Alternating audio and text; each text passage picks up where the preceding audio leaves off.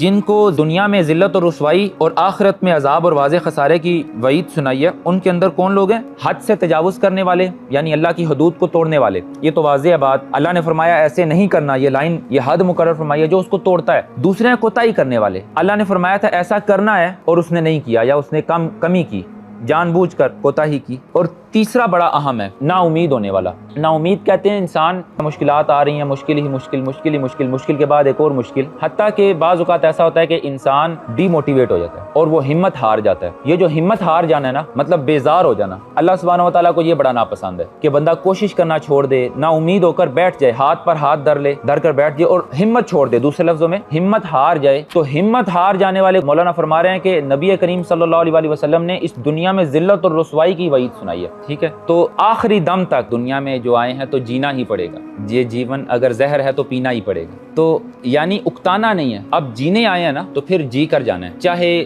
مشکل ہے، آسانی ہے، اللہ سبحانہ و تعالیٰ کی ذات سے نا امید نہیں ہونا، ہمت بھی نہیں ہارنی، اور یہ سفر زندگی کا جتنا ہے اس کو جیسے اللہ سبحانہ و تعالیٰ جس حال میں رکھے راضی رہ کر طے کرنا ہے۔ ہفتہ وار لیکچر میں شرکت کے لیے اپنے قریبی برہانیہ کے سینٹر میں تشریف لائیں۔